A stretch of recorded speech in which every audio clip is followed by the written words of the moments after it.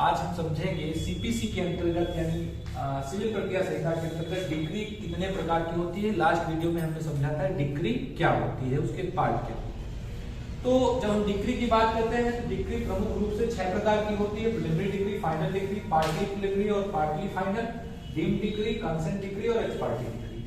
तो preliminary degree की अगर हम बात करें तो ऐसी डिग्री जिसमें अभी जो कार्रवाई है, जो सिविल कोर्ट के सामने जो कार्रवाई है वो अभी होना बाकी है, यानी कुछ राइट्स एंड ड्यूटीज को निश्चित करना, न्यायालय के द्वारा एडजुडिकेट करना, किया जाना भी बाकी होता है, तो ऐसी डिग्री प्रिलिमिनरी डिग्री होती है। प्रिलिमिनरी डिग्री की अगर हम बात करेंगे तो सामान्य रूप से प्रिलिमिनरी डिग्री के संदर्भ में जो प्रावधान है, जो एग्जाम्पल्स हैं, ऑर्डर 20 और ऑर्डर 34 में दिए गए हैं। ऑर्डर 20 में रूल्स 12 से लेकर के 18 तक, और वहीं पर ऑर्डर 34 में ऑर्डर रूल 2 से लेकर के 8 तक में जो बात की गई है वो एग्जांपल्स दिए गए हैं कि प्रिलिमिनरी डिग्री कब कब इशू की जा सकती है और किन किन मामलों में जारी की जा सकती है। वहीं पर जो फाइनल डिग्री होती है, इसमें सारे अधिकारों और सारे राइट्स को क्या कर दिया जाता है, एडजुडिकेट कर दिया जाता है न्यायालय के द्वारा, और कोई संभावना नहीं होती है कि उसमें फर्दर किसी भी प्रकार की कार्रवाई की जाए। और इसके संदर्भ में अगर हम बात करें तो कोई डिग्री जो है फाइनल वो 3 परिस्थितियों में हो सकती है। कोई डिग्री फाइनल डिग्री 3 परिस्थितियों में हो सकती है। पहली कि जो अपील है उसमें अपील करने का कोई अधिकार ही ना हो, राइट टू अपील एग्जिस्ट ना करता हो, उस डिग्री के विरुद्ध अपील ना की जा सकती हो। दूसरा कि वो जो डिग्री है वो किसने इशू की है, वो एपेक्स कोर्ट ने की है, जो सर्वोच्च न्यायालय है, जो टॉप कोर्ट है, उसने उस डिग्री को इशू किया है, तो वो फाइनल हो जाएगी। और तीसरी कि अपील करने का अधिकार तो था, अपील करने का राइट तो एग्जिस्ट करता था, लेकिन अब राइट वो क्या हो चुका है, वो खत्म हो चुका है, समाप्त हो चुका है, लेकिन कोई अपील नहीं की गई। तो उस स्थिति में 3 परिस्थितियों में वो डिग्री जो है वो फाइनल डिग्री हो जाएगी। अब पार्टली प्रिलिमिनरी और पार्टली फाइनल डिग्री की जब हम बात करेंगे तो इसके साथ में 2 ऑर्डर हमको याद रखने हैं। कौन कौन से? एक तो ऑर्डर 41, ऑर्डर 41 जो धारा 41 बात करती है अपील फ्रॉम ओरिजिनल डिग्री, और ऑर्डर 42 जो बात करता है अपील्स फ्रॉम अपेलेट डिग्री। तो जब हम बात करते हैं अपील्स फ्रॉम ओरिजिनल डिग्री से, तो अपील्स फ्रॉम ओरिजिनल डिग्री की जब हम बात करते हैं तो इसका मतलब ये है कि अभी उसमें सारे जो मामले हैं, सारे जो राइट्स हैं, उनका निर्धारण नहीं किया गया है। अभी फर्दर उसमें कुछ निर्धारण हो सकता है। तो जो अपील वाली बात आएगी तो अपील होने का मतलब ही क्या कि वो उस डिग्री को क्या बना देगी, वो प्रिलिमिनरी बना देगी, पार्टली प्रिलिमिनरी और पार्टली फाइनल बना देगी। यानी जब चांसेस हो कि अभी कार्रवाई कुछ मामले तो निश्चित कर दिए गए हों, निर्धारित कर दिए गए हों, तय कर दिए गए हों, लेकिन जो भी कुछ मामले हैं उनको पूर्ण रूप से उनका निपटारा नहीं हो पाया है, डिस्पोजल नहीं हो पाया है, तो उस स्थिति में जो डिग्री होगी वो पार्टली प्रिलिमिनरी और पार्टली फाइनल डिग्री की कैटेगरी में आएगी। वहीं पर तीसरी जो चौथी प्रकार की डिग्री है वो डीम्ड डिग्री है। तो डीम्ड डिग्री वास्तव में कोई डिग्री नहीं है, लेकिन जो लेजिस्लेचर है, जो विधायिका है, वो उसकी अपेक्षा रहती है, उसकी एक्सपेक्टेशन रहती है कि लोग इसको डिग्री माने। तो ऐसी डिग्री जो वास्तव में डिग्री ना हो करके डिग्री नहीं होती है, लेकिन विधायिका ये अपेक्षा करती है कि उसको डिग्री के रूप में माना जाए, उसको डीम्ड डिग्री के नाम से जानते हैं। और डीम्ड डिग्री के बेसिकली एग्जांपल्स की हम बात करें तो सेक्शन 144 सीपीसी के अंतर्गत रेस्टिट्यूशन का जो ऑर्डर जारी किया गया है वो ऑर्डर फॉर रेस्टिट्यूशन। इसके अलावा जो रिजेक्शन होता है क्लाइंट का, रिजेक्शन ऑफ क्लाइंट, और रिजेक्शन ऑफ क्लाइंट कहां होता है, ऑर्डर 7 रूल 12 के द्वारा उसमें रिजेक्शन होता है। 11 में ग्राउंड्स बताए गए हैं कौन कौन से ग्राउंड्स में रिजेक्शन हो सकता है। और वहीं पर एक आर्बिट्रल अवार्ड जो है, आर्बिट्रल अवार्ड, जो आर्बिट्रल अवार्ड है वह भी डीम्ड डिग्री की कैटेगरी में आएगा, जो कि आर्बिट्रेशन के द्वारा जारी किया जाता है। इसके बाद अगर हम बात करें कंसेंट डिक्री की, तो कंसेंट डिक्री का बेसिक मतलब क्या कि जब पक्षकारों ने out of the court settlement कर लिया है, आपस में समझौता कर लिया है और उस समझौते के आधार पर वो न्यायालय से अपेक्षा करते हैं कि न्यायालय उनकी समझौते के आधार पर कोई डिक्री जारी कर दे, तो उनके समझौते के आधार पर जो डिक्री जारी की जाएगी उसको कंसेंट डिक्री के नाम से जाना जाता है। ऐसी डिक्री जो कंप्रोमाइज डिक्री के नाम से भी इसको जाना जाता है। अब एक केस था कंसेंट डिक्री या कंप्रोमाइज डिक्री के संदर्भ में, केस का नाम था independent news service private limited, independent news service private limited consent decree. क्या केस था? Independent news service private limited, news services private limited versus century communication limited, century communication limited. कब का केस था? 2010 का case, 2010 का case था। इस case में कहा क्या गया कि a compromise decree is as much as a decree adjudicating the rights of the party. तो एक कंप्रोमाइज डिक्री को भी डिक्री माना जाएगा और ये कंसेंट डिक्री की स्थिति में आएगी, यानी ये भी उसी प्रकार का, इसका भी फोर्स और इसका भी जो वैलिडिटी है वो सेम होगी जैसा कि प्रीलिमिनरी फाइनल या पार्टली प्रीलिमिनरी या पार्टली फाइनल डिक्री होती है। ऐसा इस केस में कहा गया, independent news services private limited versus century communications limited 2020 case. अब अगली डिक्री की बात करें तो एक्स पार्टी डिक्री। तो एक्स पार्टी डिक्री को जो हम समझेंगे तो वहां पर ऑर्डर 9 का रोल आता है। ऑर्डर 9 बेसिकली बात करता है consequences of appearance and non appearance of parties, यानी जो पक्षकार है वो न्यायालय के सामने उपस्थित होते हैं तो उसके क्या प्रभाव होंगे और अगर वो उपस्थित नहीं होते हैं तो उसके क्या परिणाम होंगे, क्या प्रभाव होंगे, इसके बारे में बात करता है। तो जब ये आवश्यक है कि जो पक्षकार हैं वो न्यायालय के सामने उपस्थित हो और पक्षकार न्यायालय के सामने उपस्थित नहीं होता है, कोई पक्षकार न्यायालय के सामने उपस्थित नहीं होता है, तो उस स्थिति में न्यायालय क्या करेगा? जो पक्षकार उपस्थित होता है उसके अगेंस्ट और जो उपस्थित होता है उसके फेवर में डिक्री जारी कर देता है और ऐसी डिक्री को एक्स पार्टी डिक्री कहते हैं। एक पक्षीय डिक्री के नाम से इसको जाना जाता है। अब अगली महत्वपूर्ण बात डिक्री के संदर्भ में ये कि क्या एक बार डिक्री जारी होने के बाद उसमें संशोधन हो सकता है, करेक्शन हो सकता है डिक्री में। तो जब हम बात करेंगे करेक्शन इन डिक्री की, तो करेक्शन इन डिक्री में जो एक बार डिक्री जारी की गई उसमें संशोधन हो सकता है। जो गणितीय, जो मैथमेटिकल या क्लरिकल मिस्टेक है, जो मैथमेटिकल या क्लरिकल मिस्टेक है, एक बार मेडिकल और क्लरिकल मिस्टेक हुई है, अगर उस डिक्री को जारी करने के बाद उसमें सुधार हो सकता है। उसमें सुधार जो होगा वो कैसे होगा, इसके संदर्भ में जो सीपीसी का सेक्शन 152 है वो प्रावधान करता है, धारा 152 में प्रावधान करती है कि कोई भी गणितीय मिस्टेक अगर हो जाती है या कोई लिपिकीय त्रुटि हो जाती है डिक्री में तो उसको वहां पर संशोधित किया जा सकता है और यह प्रावधान धारा 152 में दिया गया है। अब अगली महत्वपूर्ण बात जिसको हमको समझना है वो ये समझना है कि जजमेंट क्या होता है। जब हम डिक्री, ऑर्डर और जजमेंट तीनों को ठीक से समझ लेंगे तो उसके बाद हम इसके अंतर को समझेंगे। तो अगला जो पार्ट है हमारा वो समझना है हमको कि जजमेंट होता क्या है। तो अब हम समझेंगे जजमेंट या निर्णय क्या होता है। तो जब निर्णय की हम बात करेंगे सीपीसी के अंतर्गत तो सबसे पहले जो जजमेंट होता है ये दो टर्म से मिलकर बना है। जो जजमेंट है वो दो टर्म से मिलकर बना है और वो कौन कौन से टर्म है? पहला टर्म है कि जज, ठीक है, और दूसरा टर्म है स्टेटमेंट।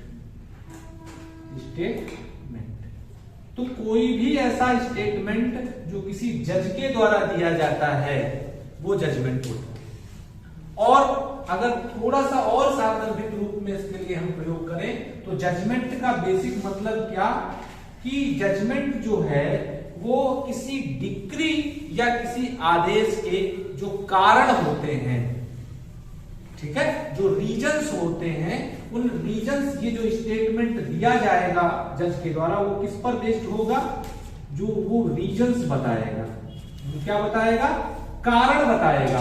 और कारण किसके बताएगा, या तो कोई जो डिक्री जारी की गई है उसके कारणों को बताएगा, या कोई ऑर्डर जारी किया गया है उसके कारणों को बताएगा। डिक्री की बात कहां पे आती है, सेक्शन 2 के 2 में आती है, धारा 2 के 2 में आती है। और आदेश कहां पर आता है, सेक्शन 2 के 14 में। ठीक, तो धारा 2 सीपीसी की धारा 2 के उपधारा 2 और धारा 2 की उपधारा 14 के तहत जो आदेश या डिक्री जारी की जाएगी उसके जो रीजन्स होंगे, उन रीजन्स पर आधारित जो स्टेटमेंट होगा जज का, उसको हम बोलते हैं जजमेंट। ठीक है, तो निर्णय से क्या तात्पर्य है कि किसी न्यायाधीश के द्वारा डिक्री और आदेश के कारणों पर आधारित जारी किया गया वाक्य स्टेटमेंट जजमेंट कहलाता है, जजमेंट, जज statement.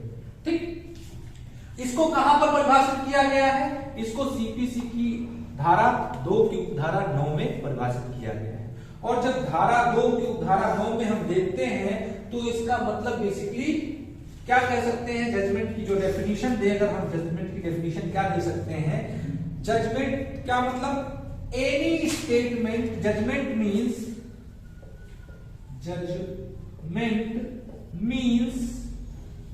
a statement given by a judge, judgment means the statement given by judge about the grounds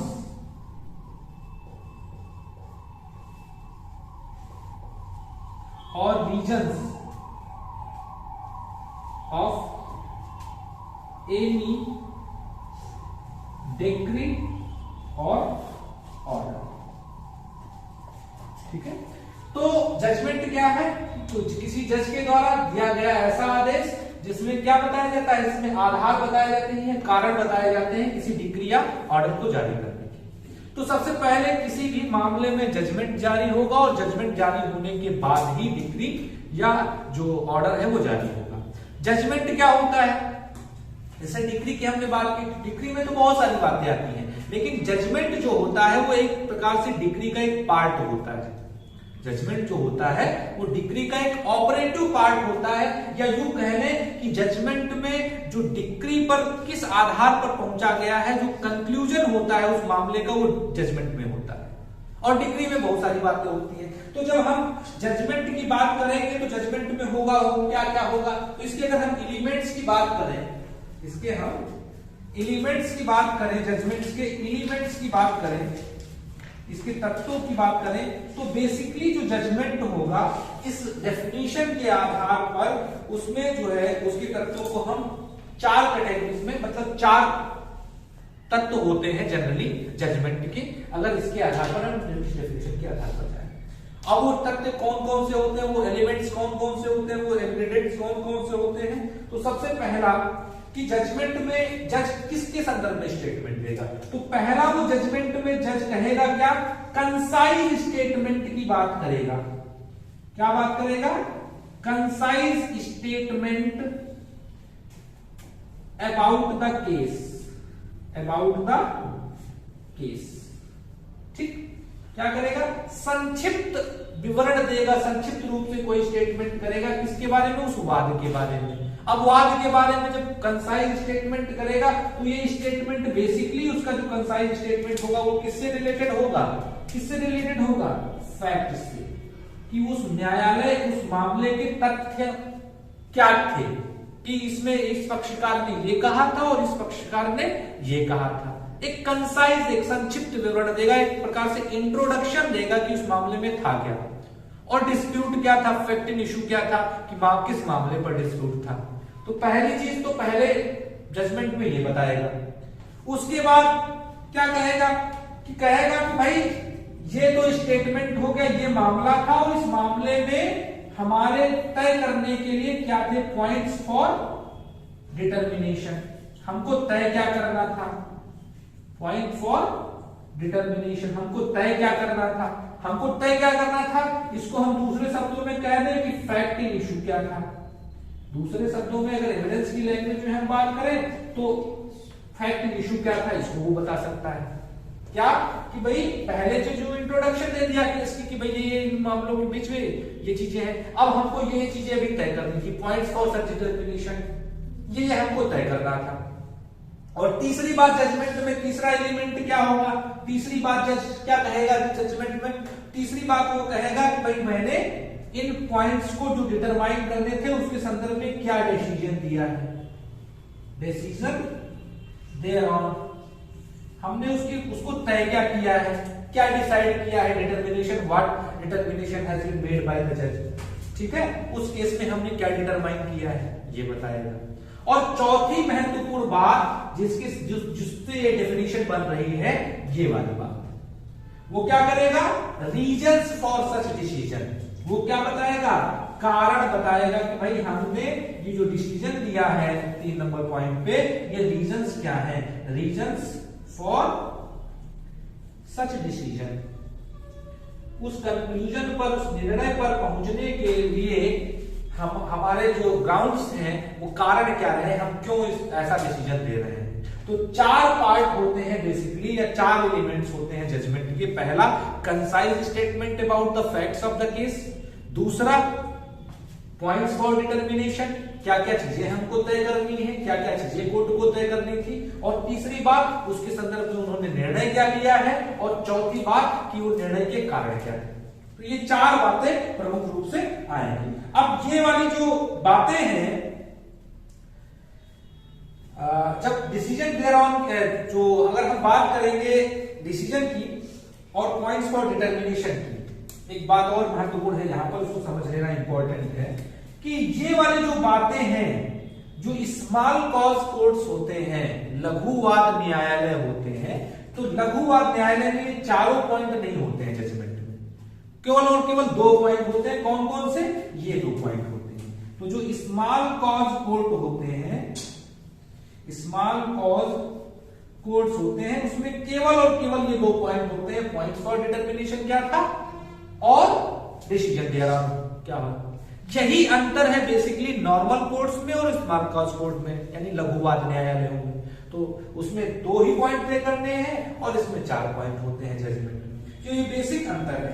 अब एक बात और, जब जजमेंट किया जाएगा तो एक तो हो गया न्यायालय जो जजमेंट को जारी कर रहा है, दूसरा जिसके फेवर में जजमेंट किया जा रहा है वह, और एक और पक्षकार जिसके अगेंस्ट किया जा रहा है, ठीक है। तो जनरली तो 3 पक्षकार होंगे, भाई जजमेंट जिसने किया वो जज हो गया। अब जिसके फेवर में करेगा उसको क्या बोलेंगे हम, उसके लिए क्या टर्म प्रयोग किया जाएगा, उसके लिए क्या टर्म प्रयोग किया जाएगा, क्या टर्म प्रयोग किया गया है किसी में उसके लिए, अरे डिक्री होल्डर, तो डिक्री को होल्ड करेगा। तो सेक्शन 2 के उपधारा 3 में 2(3) में बताया गया डिक्री होल्डर कौन होगा, जिसके फेवर में डिक्री जारी की गई है, ठीक है। लेकिन हम यहां पर बात कर रहे हैं जजमेंट की, ठीक है। और जजमेंट किसके फेवर में जारी किया गया है उसकी हम बात कर रहे हैं कि जिसके फेवर में जारी किया गया है उसके, वो उसके अगेंस्ट होता है। हाँ, यही बात हम पूछना चाह रहे थे कि भाई जजमेंट एक टर्म मिलेगा आपको, क्या मिलेगा, जजमेंट डेप्टर का, जजमेंट डेटर का एक टर्म मिलेगा। और उस टर्म को भी सीपीसी में कहां पर डिफाइन किया गया है, जजमेंट डेटर के लिए टर्म प्रयोग किया गया सेक्शन 2 का 10, और जजमेंट के तुरंत बाद आया है सेक्शन 2 के 10 में। और यह वह व्यक्ति होता है जिसके अगेंस्ट कोई जजमेंट, जिसके विरोध में कोई जजमेंट जारी किया जाता है, ठीक है। A person against whom a decree has been passed or an order has been passed। अब जिसके फेवर में जारी किया जाएगा वो कौन होगा, डिक्री होल्डर, जो भी रजनीश ने बताया था डिक्री होल्डर होगा, ठीक है। लेकिन आधी अधूरी बात थी, तो जिसके फेवर में जारी किया जाएगा वो होगा डिक्री होल्डर। और उस डिक्री होल्डर को कहां पे बताया गया है? सेक्शन 2 के उपधारा 3 में बताया गया है, ठीक। तो 3 पक्षकार हो गए, डिक्री होल्डर, जजमेंट डेटर और जज जिसने पास किया है। महत्वपूर्ण बात क्या है? क्योंकि जजमेंट ही कन्वर्ट होगा आगे जाकर के किसमें? डिक्री में या ऑर्डर में, ठीक है। Decree follows the judgment, judgment आएगा तभी डिक्री आएगी, और जजमेंट जो है जजमेंट के आधार पर ही डिक्री जारी की जाती है। तो इसीलिए जो डिक्री प्राप्त करेगा वो डिक्री होल्डर ही होगा, और वो उसमें जजमेंट तो अपने आप से इंक्लूड होगा। तो ये हो गए 3 पक्षकार, जज, डिक्री होल्डर और जजमेंट डेटर, ठीक। अब अगली महत्वपूर्ण बात ये आती है कि जब हम बात करेंगे जजमेंट की, तो जजमेंट के संदर्भ में कई महत्वपूर्ण बातें इंपॉर्टेंट हो जाती हैं, और बेसिकली प्रोसीजरल जो चीजें हैं वो इंपॉर्टेंट हो जाती हैं। और प्रोसीजरल चीजों की अगर हम बात करें तो बेसिक सबसे पहली चीज उसमें ये आती है कि जो जजमेंट है वो उसके संदर्भ में जो प्रोविजंस हैं वो कहां पर दिए गए हैं कि जजमेंट कैसे पास होगा, किस पे साइन किया जाएगा या सील लगेगी कोर्ट की, ये सारी बातें कहां पर दी गई हैं।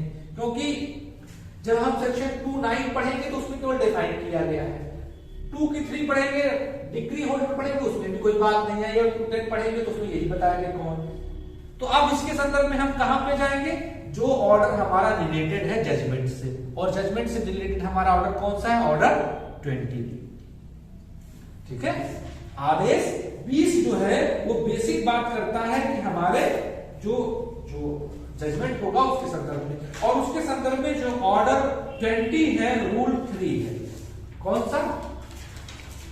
Order 20 rule 3। ये क्या बात करता है? ये कहता है कि भाई जब जजमेंट पास किया जाएगा तो जजमेंट में साइन भी किया जाएगा, साइन कीजिए, ठीक। कौन साइन करेगा? जज करेगा जो उसको पास कर रहा है, ठीक है। और कब करेगा? साइन कब करेगा? और एक साइन के साथ साथ ये भी बात कह दी गई कि डेट भी डालेगा, वो साइन करने के साथ साथ वो डेट भी डालेगा जजमेंट पे। कौन डालेगा? जज who is passing the judgement, the जज who is giving the statement, जो स्टेटमेंट दे रहा है। और कब डालेगा? ये साइन करेगा या डेट डालेगा, ये कब डालेगा? At the time of pronouncing the judgment in the open court. जब वो खुले न्यायालय में जब निर्णय को जारी कर रहा होता है तो वो उसी समय उस पर साइन करेगा और उसी समय डेट डालेगा, ठीक है। At the time of pronouncement of the judgment, ठीक है। Order 20 rule 3 important. अगली महत्वपूर्ण बात, अब जब आदेश जारी हो गया तो उसकी कॉपी जो है, उसकी प्रति जो है वो पार्टीज को मिलेगी, ठीक है। भाई पार्टीज को कैसे पता चलेगा क्या जजमेंट आया है? पक्षकारों को कैसे पता चलेगा? जब उनको जजमेंट की कॉपी प्रोवाइड की जाएगी, और जजमेंट की कॉपी प्रोवाइड करने से संबंधित नियम कहां पर बताया गया? वो भी बताया गया कहां पर? ऑर्डर 20 रूल 6 में। महत्वपूर्ण केवल इंपॉर्टेंट रूल्स की बात कर रहे हैं हम यहां पर, सारे एक तरफ से बात नहीं कर रहे हैं, ठीक है। तो ऑर्डर 20 रूल 6, ठीक है। और रूल 6 में भी रूल 6B जो सबसे मोस्ट इंपॉर्टेंट है, रूल 6 कैपिटल बी क्या कह रहा है कि जो जजमेंट की कॉपी है वो जजमेंट पास होने के तुरंत बाद, ठीक है, अवेलेबल करवाई जाएगी। किसको? पार्टीज को अवेलेबल करवाई जाएगी, पार्टीज को। और क्यों अवेलेबल करवाई जाएगी इमीडिएटली? क्यों अवेलेबल करवाई जाएगी? क्या कारण हो सकता है ऐसा करवाने का? क्यों अवेलेबल करवाई जाएगी? जिससे वो अगर अपील करना चाहें तो वो अपील कर लें। उनका जो लिमिटेशन पीरियड है, जो उनकी जो परिसीमा है, वो परिसीमा समाप्त ना होने पाए और अपने राइट टू अपील का अधिकार का उपयोग कर ले। और अगर वो पता चला तुरंत नहीं प्रोवाइड कराई जाएगी तो उनकी जो परिसीमा अवधि है उसमें बाधा उत्पन्न होगी, और बाधा उत्पन्न होगी तो उस स्थिति में नहीं कर सकते। अब जब ये दी जाएगी कॉपी ऑफ जजमेंट तो क्या फ्री ऑफ कॉस्ट दी जाएगी, निःशुल्क दी जाएगी, या कुछ पैसा वैसा भी दिया जाएगा, कुछ चार्ज वगैरह भी दिया जाएगा?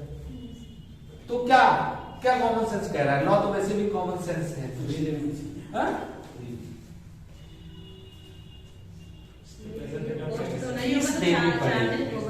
ठीक है। वो क्या देना पड़ेगा? अवेलेबल तो हो जाएगी लेकिन इसके लिए फीस देनी पड़ेगी, और कितनी फीस देनी पड़ेगी? जितना हाई कोर्ट ने तय कर रखी, ठीक है, जितना उच्च न्यायालय ने, जिसके वो सबऑर्डिनेट वो कोर्ट उसने तय कर रखी हो, उतनी फीस देकर के जजमेंट की कॉपी, जजमेंट की प्रतिलिपि क्या की जा सकती है? प्राप्त की जा सकती है। ठीक। अब अगली महत्वपूर्ण बात कि एक बार जजमेंट जारी कर दिया गया, क्या उसमें परिवर्तन हो सकता है? अगली महत्वपूर्ण बात कि अल्टरेशन इन जजमेंट के संदर्भ में क्या प्रावधान है सीपीसी में? एक बार जजमेंट को जारी कर दिया गया तो उसके बाद उसमें क्या किसी भी प्रकार का संशोधन हो सकता है, अल्टरेशन हो सकता है, नहीं हो सकता है? और अल्टरेशन अगर हो सकता है तो इसके संदर्भ में प्रावधान कहां पे दिया गया? ठीक, तो इसके संदर्भ में भी हमारा ऑर्डर 20 रूल 30 ही काम करेगा। ऑर्डर 20 रूल 30 ही काम करेगा। ऑर्डर 20 रूल 30 क्या कहता है? क्या कहता है? Judgment once signed and dated under rule 3 can not be afterward be amended और अल्टरेड एक्सेप्ट, दो परिस्थितियों के सिवाय वो परिवर्तित नहीं किया जाएगा। ऑर्डर 3 क्या कह रहा है? रूल 3 क्या कह रहा है ऑर्डर 20 का? कि एक बार जज ने साइन कर दिए और उस पर डेट डाल दी तो उसको दो परिस्थितियों के सिवाय उसमें संशोधन नहीं किया जाएगा, उसमें किसी भी प्रकार का परिवर्तन नहीं किया जाएगा। और वो परिवर्तन कब किया जाएगा? पहला, कि अगर उसमें कोई क्लरिकल मिस्टेक या अर्थमेटिकल मिस्टेक हो गई है तो उसको ठीक करने के लिए, जैसा अभी हमने बात की थी डिग्री के संदर्भ में, ठीक है। तो पहली स्थिति जब उसमें अल्टरेशन हो सकता है वो कब हो सकता है? पहली स्थिति कब हो सकता है? जब उसमें कोई क्लरिकल मिस्टेक हुई है या अर्थमेटिकल मिस्टेक हुई है, ठीक है, कोई लिपिकीय त्रुटि हुई है या गणितीय भूल हुई है तो उस स्थिति में किया जाएगा। और दूसरी स्थिति में और ये जो क्लरिकल मिस्टेक या अर्थमेटिकल मिस्टेक जो हुई है वो किस लिए हुई है? मानवीय त्रुटि है, मानवीय भूल के कारण हो चुका है, हो गई हो तो उस स्थिति में तो किया जा सकता है।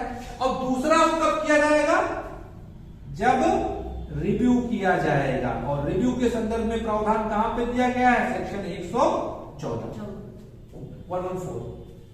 सेक्शन 114 सीपीसी में जो रिव्यू की बात की गई है तो वह कोई जो जज है वो अपने ही जजमेंट का रिव्यू करके, सिविल मामलों में, क्रिमिनल मामलों में नहीं, क्रिमिनल मामलों में कोई रिव्यू की पावर नहीं होती है, ठीक है। तो सिविल मामलों में वो अपने जजमेंट को रिव्यू करेगा और उसको करेक्ट कर सकता है। और जब इसमें किया जाएगा, क्लरिकल एंड अर्थमेटिकल मिस्टेक में किया जाएगा तो कैसे किया जाएगा? धारा 152 जो सीधे सीधे वही बात कह रही है कि अर्थमेटिकल और क्लरिकल मिस्टेक को दूर करने के लिए प्रावधान किया गया है, उसमें संशोधन किया जा सकता है। सेक्शन 152 बात कर रही है, ठीक है।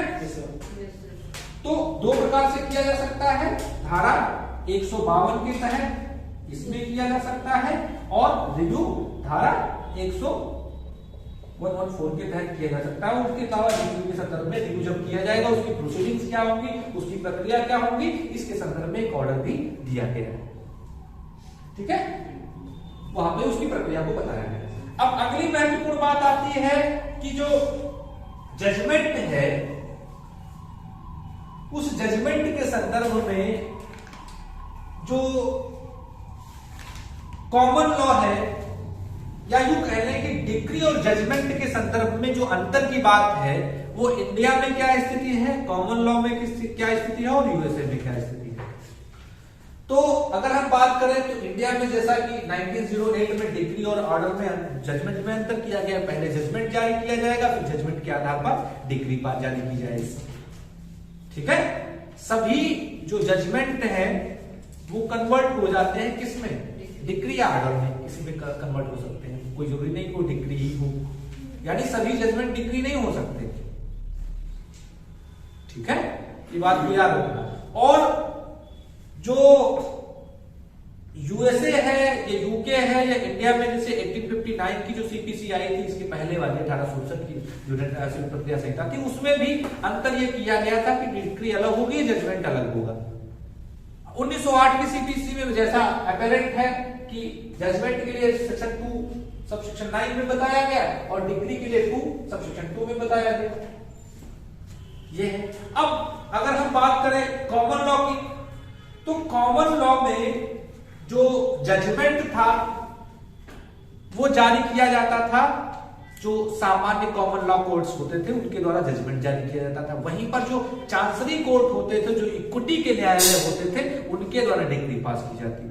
ये बेसिक अंतर था वहां पे जजमेंट और डिक्री के संदर्भ में। जो कॉमन लॉ कोर्ट्स थे, जो यानी सामान्य न्यायालय थे, जो प्रोविजंस के आधार पर निर्णय देते थे, ठीक है, वो निर्णय जारी कर देते थे, और जो इक्विटी या साम्या के आधार पर डिसीजन देते थे वो डिक्री जारी करते थे। ये कॉमन लॉ के मतलब इंग्लैंड में इस प्रकार की डिस्टिंक्शन की बात की गई। लेकिन बाद में क्या किया गया, बाद में इंग्लैंड में क्या कर दिया गया, बोथ जजमेंट और डिक्री को मर्ज कर दिया गया, एक में ही मिला दिया गया, और किसी भी प्रकार का वहां पर अंतर नहीं रहा, जजमेंट और डिक्री एक हो गए। ठीक है, पहले ये अंतर हुआ करता था। अगर हम यूएसए की बात करें तो यूएसए में भी कोई डिस्टिंक्शन या कोई अंतर किया नहीं गया है, डिक्री और जजमेंट में कोई अंतर नहीं किया गया है। लेकिन भारत में क्या किया गया है, इंग्लैंड में अभी स्थिति क्या है कि डिक्री और जजमेंट दोनों एक हो गए। यूएसए में क्या है, डिक्री और जजमेंट एक ही है, कोई अंतर नहीं। लेकिन इंडिया में 1859 की सीपीसी से लेकर के 1908 की सीपीसी में अभी वो उस अंतर को मेंटेन किया गया है, और वो दिखाई नहीं पड़ रहा है 29 में और 22 में। अगर एक होते तो अलग अलग क्यों दिखाई पड़ते, क्यों अलग अलग प्रोविजन किया जाता इस स्थिति में।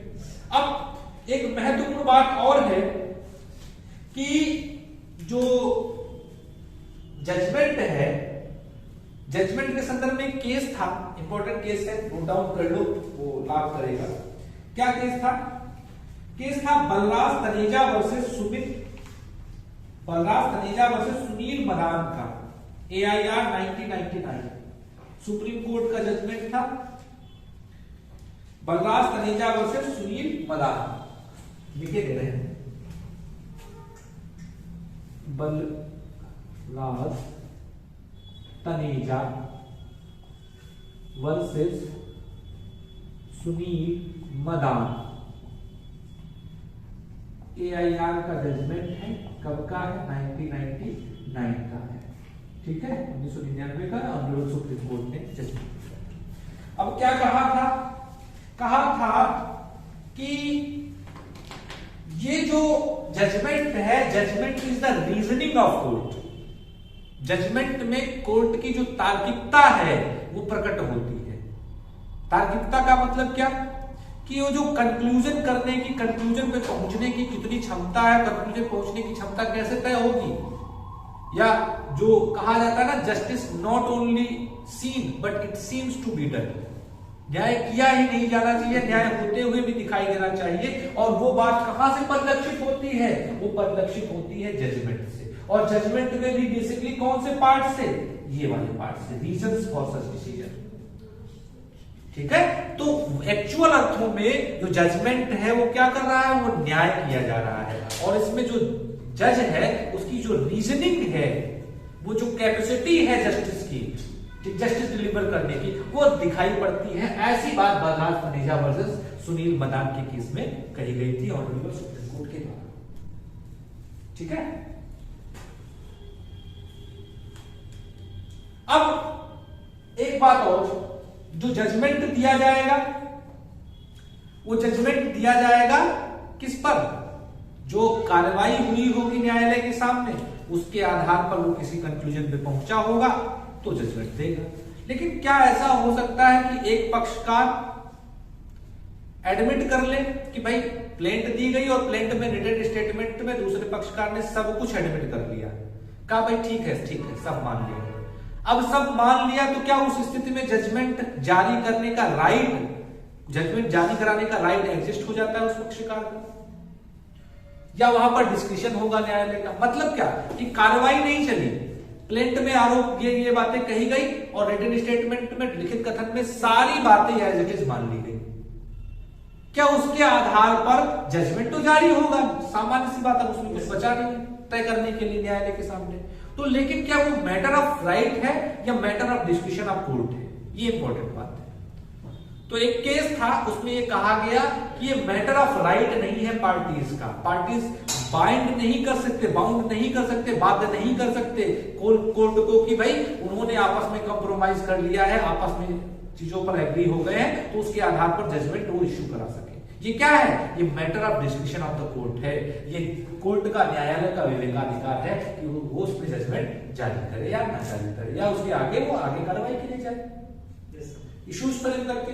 तो ये केस था, केस का नाम लिख लो, SM आसिफ वर्सेस वीरेंद्र कुमार बजाज, 2015 का जजमेंट है, SM Asif versus Virendra Kumar Bajaj, SM Asif versus Virendra Kumar Bajaj, AIR 2015। SM Asif versus Virendra Kumar Bajaj, AIR 2015, honourable supreme court के सामने का जजमेंट है। और सुप्रीम कोर्ट का क्या जजमेंट आया? Judgment on admission is not a matter of right but is a matter of discussion of the court. ठीक है कि जजमेंट मैटर ऑफ एडमिशन, ठीक है, स्वीकृति के आधार पर अगर कोई जजमेंट जारी करना ये कोर्ट का विवेकाधिकार है, ये पक्षकारों का अधिकार नहीं है, ये वाली बात इसमें कही गई है। अब अगली एक महत्वपूर्ण बात और समझना है हमको, क्या जजमेंट के संदर्भ में, कि अगर जजमेंट, जनरली जजमेंट के संदर्भ में बात यह है कि होता ना कि कोर्ट ने जजमेंट रिजर्व कर लिया, होता ना, तो रिजर्व करने के कितने दिनों के भीतर उसको प्रोनाउंस करना होता है। रिजर्व करने के बाद वो 2 साल के भीतर कर सकता है, 3 साल के भीतर कर सकता है, या कोई टाइम लिमिट उसके लिए फिक्स ही नहीं है, या वो एक टाइम लिमिट फिक्स की गई है कि भाई एक बार उसने हियरिंग कंप्लीट हो गई, सारी सुनवाई हो गई और सुनवाई होने के इतने दिनों के भीतर ही उसको कोई कंप्लाइमेंट है, कोई प्रोविजन है उसके भीतर ही करना होता है। तो इसके संदर्भ में क्या प्रावधान है कि एक बार रिजर्व कर लिया तो कितने समय के भीतर उसको पास करना होगा। ठीक है, तो जनरली अगर हम बात करें तो एक केस था, केस का नाम लिख लो, RC Sharma versus union of India 1976, RC Sharma versus union of India 1976 का केस था। और इस RC Sharma versus union of India के केस में कहा गया कि CPC does not provide any time limit for the delivery of a judgment, कि CPC में कहीं पर भी नहीं बताया गया है कि जजमेंट कब डिलीवर किया जाए, इसकी टाइम लिमिट फिक्स नहीं की गई है। सुनवाई पूरी होने के पश्चात कितने समय के भीतर किया जाना चाहिए, इसके संबंध में CPC मौन है, सिविल प्रक्रिया संहिता मौन है। फिर क्या कहा इस जजमेंट में, आगे क्या कहा गया कि between the parties the hearing of arguments and the delivery of judgment. Nevertheless, we think that it is more important the litigants must have complete confidence in the results of litigation. This confidence tends to be shaken if there is excessive delay between hearing of arguments and delivery of judgment. कहा कि जो न्याय है, जो law है, उसका basic काम यही है कि जो पक्षकार है उनका विश्वास न्यायपालिका में बना रहे, और पक्षकारों का विश्वास न्यायपालिका में तब बना रहेगा जब क्या होगा, जैसे ही हियरिंग हुई उसके एक रीजनेबल टाइम के भीतर जजमेंट आ जाए। और ज्यादा एक्सेसिव डिले होगा तो उस स्थिति में क्या होगा, वो डाउट करेंगे कि कोर्ट कहीं पर जजमेंट में कुछ गड़बड़ तो नहीं हो रहा है, जजमेंट बदला तो नहीं जा रहा है, तो वो संदेह क्रिएट होगा, और संदेह क्रिएट होगा तो वो जो कॉन्सेप्ट अभी हमने बात की थी, justice not only should be done but it seems to be done, वो अपने आप खतरे में आ जाएगी। ठीक है। तो अब इसके संदर्भ में कहा क्या गया इस केस में कहा गया as we have often observed must not only be done but must manifestly appear to be ordered। क्या कहा गया? जब ये RC Sharma versus union of India का केस आया, इसके बाद अमेंडमेंट हुआ 1976 में, 1976 में एक अमेंडमेंट हुआ, ठीक है, संशोधन हुआ 1976 में, और उसके बाद क्या किया गया, एक टाइम लिमिट ऐड कर दी गई सीपीसी में और कह दिया गया कि भाई अब हियरिंग होने के इतने दिनों के भीतर ही क्या होना होगा, जजमेंट पास होगा, देना होगा, जजमेंट देना बाइंडिंग होगा। और वो कब हुआ? जब ये ऐसा RC Sharma versus union of India के केस के बाद हुआ, ठीक है। इंपॉर्टेंट केस है आरसी शर्मा का, RC Sharma versus union of India 1976 के बाद, 1976 के केस के बाद जब ये बात कही कि सीपीसी में कोई बात प्रोवाइड नहीं मेंशन किया गया है कोई प्रावधान, लेकिन इस प्रकार के प्रावधान होने चाहिए क्योंकि इससे विश्वास जो है न्यायपालिका में बना रहेगा। तब क्या हुआ, अमेंडमेंट हुआ और अमेंडमेंट के द्वारा एक टाइम लिमिट फिक्स कर दी गई कि भाई हियरिंग होने के इतने दिनों के भीतर ही जजमेंट जारी किया जाएगा। क्या कहा गया? If it is not possible to pronounce the judgment at once, it should be declared within 30 days from the day of conclusion of hearing। तो इसको 30 दिनों के भीतर, यानी within 30 days, जब हियरिंग कंप्लीट हुई है, after the completion of the hearing within 30 days judgment must be pronounced, judgment जारी किया जाना चाहिए। इस प्रकार की बात 1976 में जोड़ दी गई। अब आगे और महत्वपूर्ण बात, and in case of some extreme situations it should be declared within 16 days from the conclusion of the hearing. और अगर कोई विशेष परिस्थितियां एग्जिस्ट हो रही हैं तो उस स्थिति में 60 दिनों का समय न्यायालय ले सकता है, 60 दिनों का समय, 60 डेज का टाइम ले सकता है, लेकिन उससे ज्यादा नहीं। तो पॉसिबली क्या है कि जहां तक पॉसिबल हो वो 30 दिनों के भीतर ऐसा जारी करे, और अगर वो पॉसिबल नहीं है, कुछ ऐसी परिस्थितियां, सिचुएशंस, एक्सट्रीम सिचुएशंस, कुछ विशेष परिस्थितियां एग्जिस्ट हो जा रही हैं, तो उस विशेष परिस्थितियों के एग्जिस्ट होने पर क्या होना चाहिए, 60 दिन का यानी 30 दिन का एक्स्ट्रा समय न्यायालय को मिल जाएगा। इस प्रकार की बात इसमें कही गई। आफ्टर इट डिक्लेयर, और इसके बाद क्या होगा, 60 दिनों के बाद क्या होगा, डिक्लेरेशन मस्ट बी मैंडेटरी, घोषित किया जाना, जजमेंट डिक्लेयर किया जाना, वो क्या हो जाएगा, मैंडेटरी हो जाएगा। अब जजमेंट मैंडेटरी हो जाएगा, ये वाली बात कहां कही गई, ये बात भी एक केस के साथ, केस के माध्यम से निकल के आई। उस केस का नाम था Anil Rai versus state of Bihar. Anil Rai versus state of Bihar, AIR 2001 के केस में कहा गया, after the 16 days from the hearing, completion of the hearing, delivery of judgment must be mandatory for the court. ठीक है, Anil Rai versus state of Bihar, ठीक है, यहां पे लिखे देना, Anil Rai versus state of Bihar. कब का केस है, 2001 का जजमेंट है। क्या कहा गया कि 60 दिनों के बाद मैंडेटरी हो जाएगा, क्या, डिलीवरी देना, किसकी डिलीवरी, जजमेंट को डिलीवर करना। और अगर फिर जजमेंट को डिलीवर नहीं किया जाता है तो क्या होगा, ठीक है, ये डिले जस्टिस डिफीट जस्टिस के जो कॉन्सेप्ट है उसको अस्तित्व में ले आएगी। अर्थात ये क्या हो जाएगा, ये अपने आप में ग्रॉस ब्लंडर हो जाएगा, और फिर ये हाईकोर्ट की रिस्पॉन्सिबिलिटी होगी भाई उसको देखे, उसको चेक करे, उसको करेक्ट करे, और वहां पर क्या करे, जस्टिस इंश्योर कराए। इस प्रकार की बात अनिल राय वर्सेस, ठीक है, स्टेट ऑफ बिहार 2001 के मामले में कही गई। तो ये बेसिक कुछ विशेष बातें हैं जजमेंट के संदर्भ में। आगे हम समझेंगे जजमेंट और डिक्री में अंतर क्या होता है, डिक्री और ऑर्डर में क्या अंतर होता है, ठीक है।